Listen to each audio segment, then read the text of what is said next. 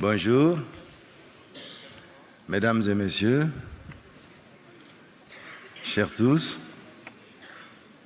Et je suis Moulay Ahmed Boubacar, ministre malien chargé du développement industriel et de la promotion des investissements, et suis chargé d'assurer la modération sur le débat qui va concerner l'inclusivité comme gage de soutenabilité des dynamiques d'émergence. Et ce thème, il va vous être présenté par différents panélistes que je vais appeler ici. Je vais les appeler ici, mais avant quand même de les appeler, il faut saluer et remercier le gouvernement sénégalais, le programme des Nations Unies pour le développement, la Banque mondiale, la BAD qui nous a permis d'être ici. J'aurais souhaité, comme c'est une première, que vous attendiez que les autres arrivent. Quels autres? Pour la séance. Il y a Mme Yunka Diouf qui me dit de vous dire de... Il y a des gens qui... Je suis obligé de... Juste pour faire entrer tous les autres. Ok, il faut rentrer les autres. Voilà. Moi, je peux, hein? Je peux au moins installer les panélistes. Voilà, quand même, madame. d'accord. Bon.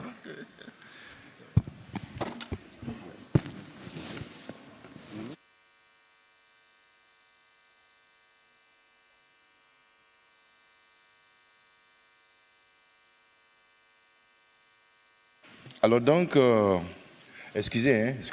Sorry.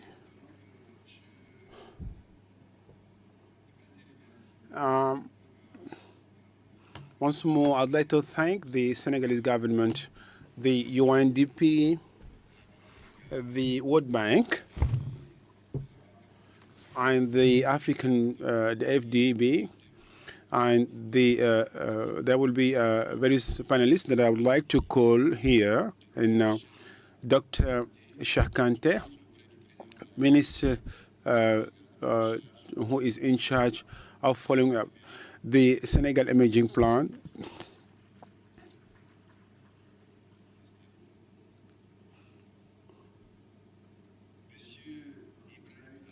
Mr. Ibrahim Hassan Mayaki, CEO of NEPAD.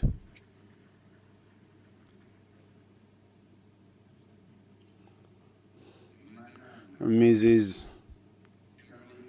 Carolina Sanchez Baramo, he is the main director, Equity and Poverty Hub, the World Bank.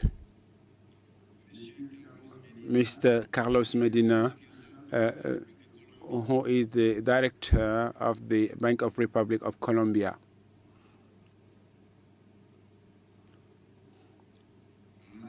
Mrs. Mam Hariyan, CEO of Bioessence Lab Senegal.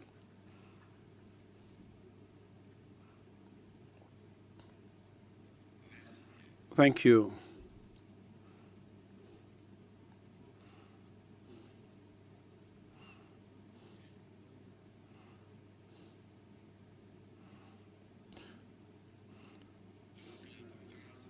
So I will be Mrs. Carolina Sanchez Maruno. He is the main director of Equity Hub at the World Bank on the reforms, solutions in alleviating poverty.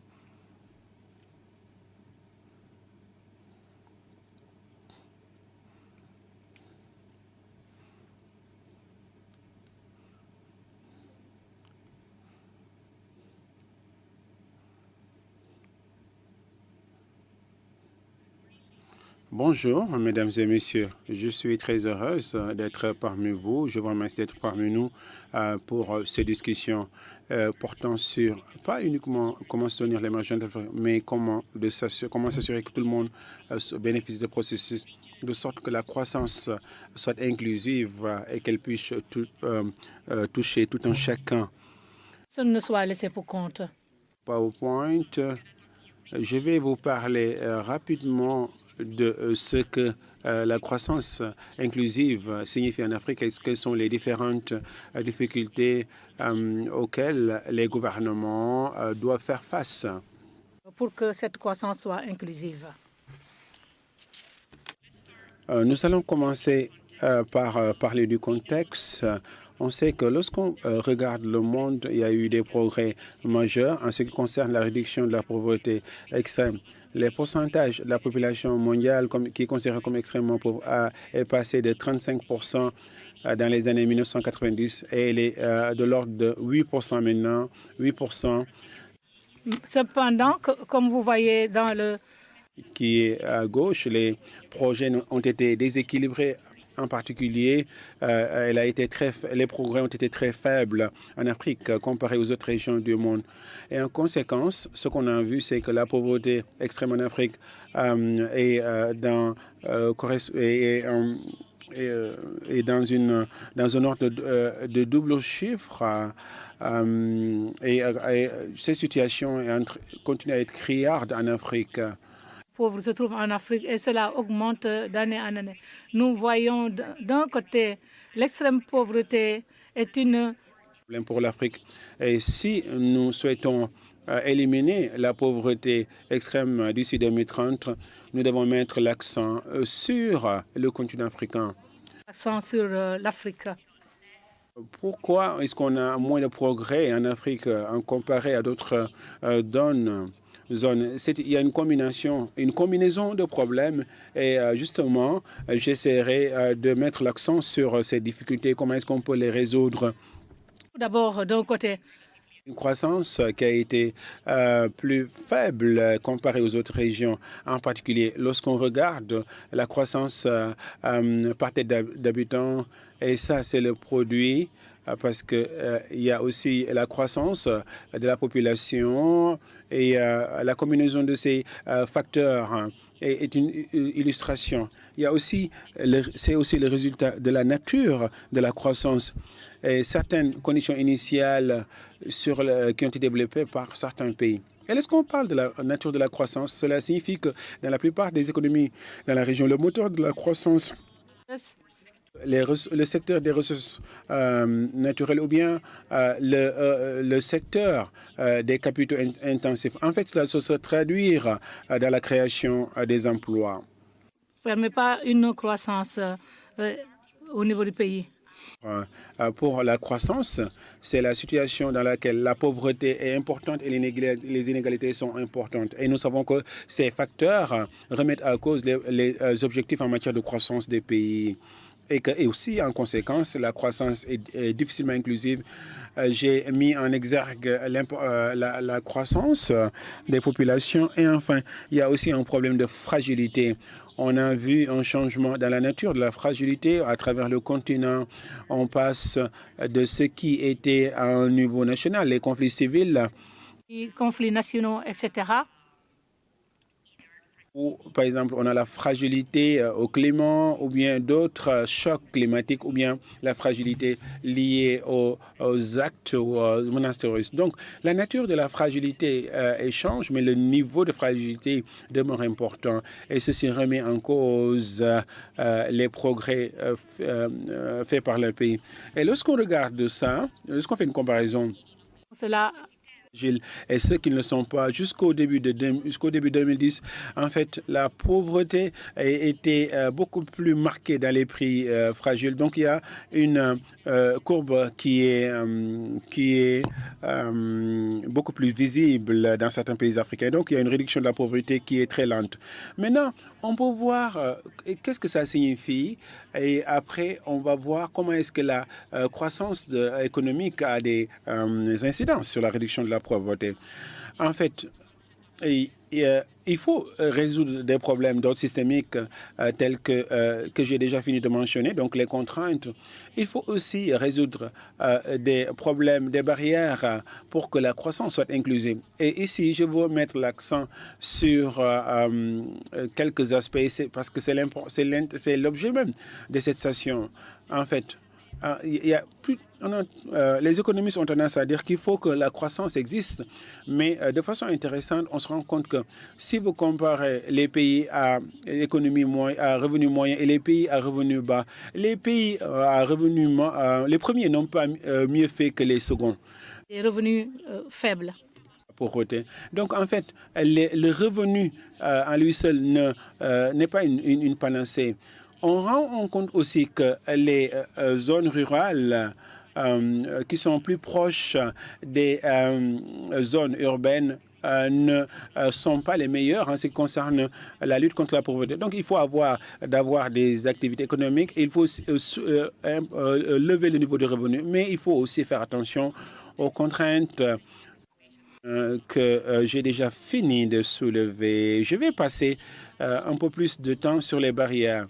Il y a 3 différentes barrières qui empêchent la croissance économique. Tout d'abord, il y a la première, il y a les inégalités en ce qui concerne les opportunités et les dotations, parce qu'on sait que le capital humain s'est amélioré au sein de la région, mais c'est assez bas comparé à d'autres régions du monde. Et bien entendu, c'est une moyenne. Une croissance qui est vraiment faible par rapport à ceux qui sont dans les autres pays. Les indicateurs de santé et autres, il y a des progrès qui doivent être faits. Et ce qui est le plus problématique, c'est que lorsque vous comparez comment les enfants se comportent comparé aux parents, par exemple, lorsque vous analysez l'accumulation des capitaux, on se rend compte au sein de la région que lorsque vous êtes né dans une famille pauvre, ou bien lorsque vos parents ont une population, ont une éducation très faible, vous avez beaucoup de chances que ces inégalités soient transmises. Et c'est un cercle vicieux que l'on doit couper. Par exemple, lorsque vous regardez la génération qui est née dans les années 1990, seuls 35% d'entre eux auront beaucoup plus d'éducation que leurs parents. 35%, ce n'est pas un pourcentage extrêmement élevé. En fait, dans les autres pays de développement, la moyenne est de 75%.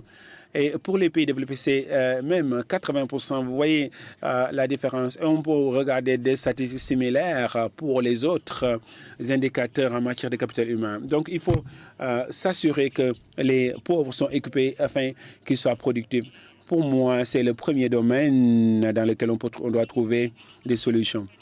Nous voyons également qu'il y a des inégalités par rapport à l'accès au marché.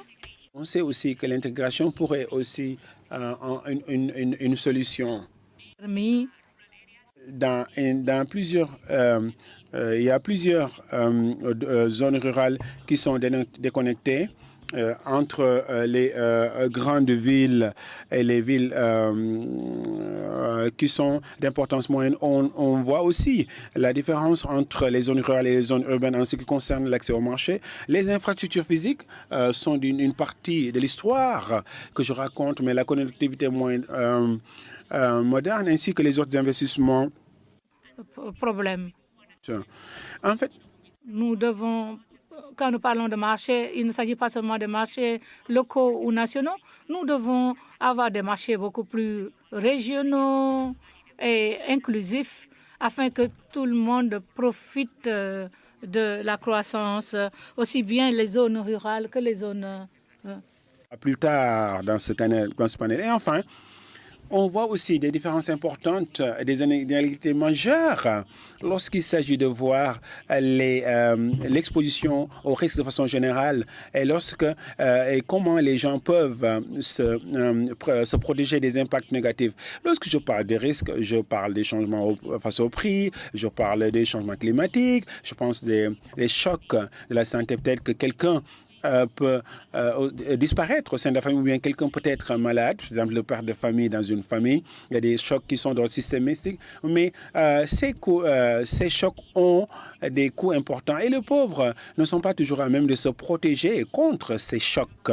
Vous avez une illustration dans cette diapositive. Ce que je veux dire ici, c'est que parce que les pauvres sont face à des risques qui ne sont pas assurés, et ceci a des conséquences sur leur comportement. Ils ne souhaitent plus investir. En fait, ils sont toujours dans ce problème de cercle vicieux en matière de productivité, ce qui va à l'encontre de l'inclusivité.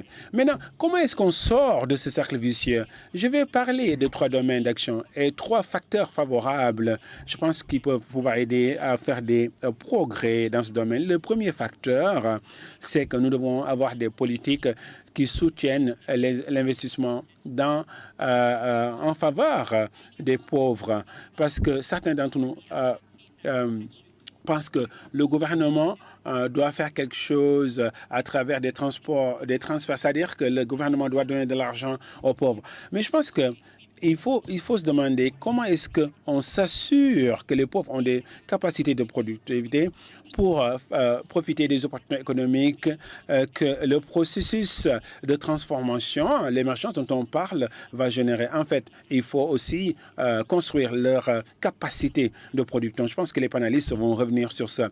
Cela nécessitera aussi qu'on crée et qu'on s'assure que l'accès au marché est le même pour tout le monde, que ce soit une grande structure ou une petite structure. On est dans un marché constructif. Il faut aussi construire la résilience, c'est-à-dire qu'on équipe les pauvres et les vulnérables afin qu'ils puissent protéger des chocs, de sorte que lorsque les chocs se passent, ils ne compromettent pas leur capital humain et qu'ils puissent continuer à aller de l'avant. Les 3 facteurs favorables que je souhaite souligner, je pense que ceci a déjà été discuté dans le cadre de cette conférence et on continue à en discuter. C'est la technologie, le rôle du secteur privé et le rôle de l'État.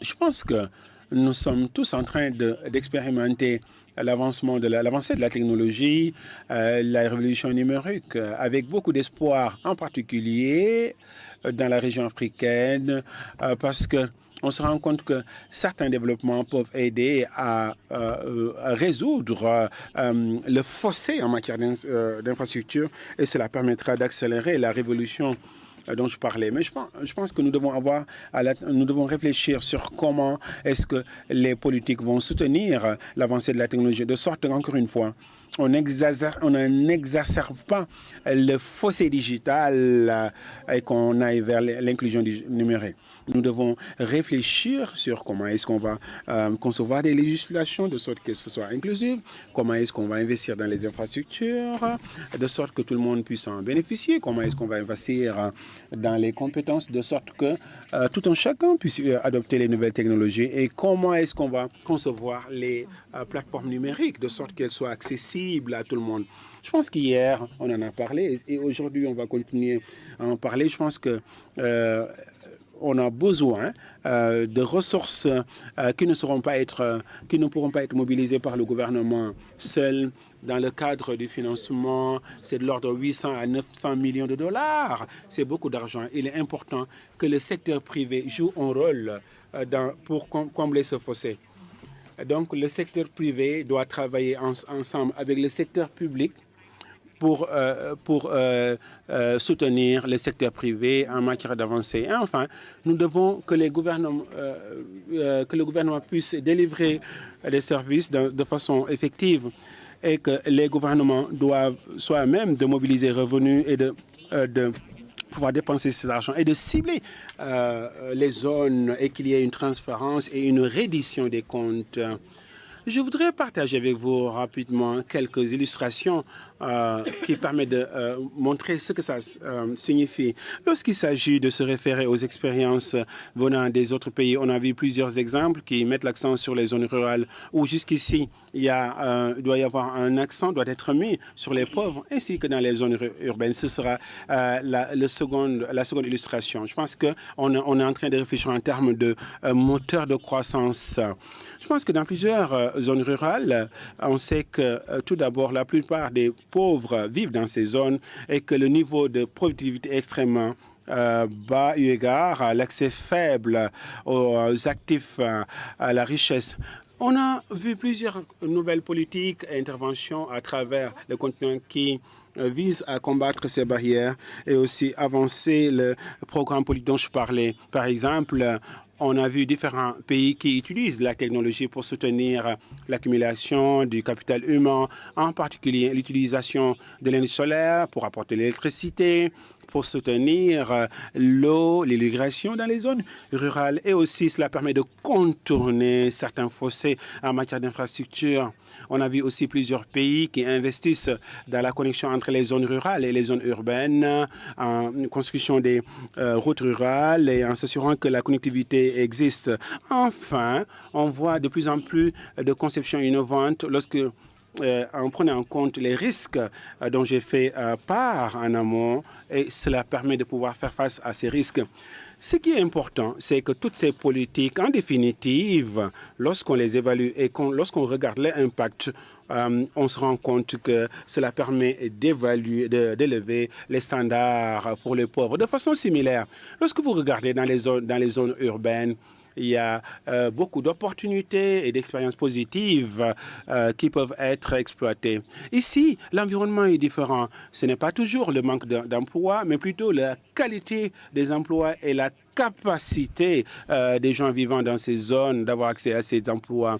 On a vu des interventions qui soutiennent la création des recherches, par exemple les programmes de bourse, et le fait de s'assurer que ce n'est pas uniquement la formation ne limite pas uniquement au niveau secondaire et ça leur permet d'avoir accès au marché du travail, l'investissement dans l'entrepreneuriat aussi, en matière de formation, et les gens qui dirigent des petites et moyennes entreprises et aussi le fait de les inspirer pour faire croître leurs activités.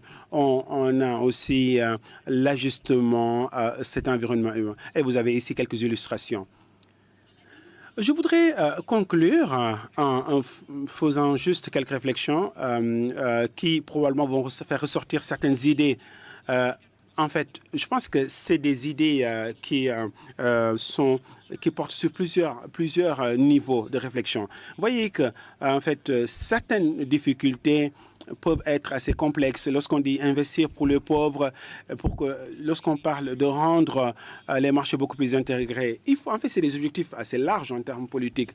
En réglant ces questions, il est important que puisse le faire en bien comprenant bien les difficultés, quelles sont les contraintes majeures, et après qu'on puisse une politique qui est basée sur des preuves, de sorte que ces politiques-là, ces politiques puissent être expérimentées. Il faut partager la connaissance avec tout un chacun dans le cadre des conférences.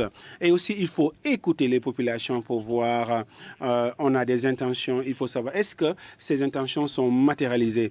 Ça, c'est ma première réflexion. Il ne faut pas juste conduire de façon aveugle. Et il faut s'asseoir qu'on ouvre des portes, qu'on amène de la lumière. Le second point, c'est qu'il n'y a pas une solution qui est applicable à tout le monde pour chaque pays ou chaque problème ou chaque individu. Encore une fois, c'est clairement chaque problème va, pour sa résolution, va nécessiter une combinaison de politiques.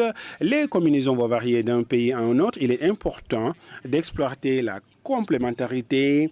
Il est important de renforcer la collaboration entre les secteurs publics et privés. C'est des choses qui sont discutées depuis hier ici. Et en définitive, de façon claire, le continent est à la croisée des chemins. Et je pense qu'il y a beaucoup de discussions portant sur comment, quelle est la structure de l'émergence, quels sont les chemins qui vont être empruntés par les Africains.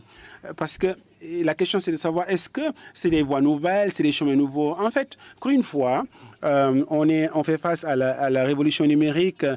Je pense qu'il faut se poser des questions, il faut apprendre de ce que les autres ont fait, mais on peut faire les choses différemment.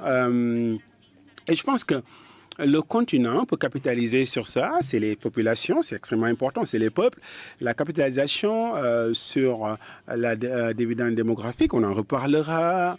Encore une fois, je l'ai dit que nous devons nous assurer qu'il y a une pérennité. Il faut s'assurer que les villes voient la qualité de vie, la qualité au sein de ces villes améliorée. On sait que l'agriculture et les services sont extrêmement importants pour le développement du continent dans le cadre même, au même titre que la transformation l'a été. Je pense qu'il faut avoir une perspective large et le rôle du secteur public et privé peuvent être importants. Je vous remercie, je vais m'en arrêter ici.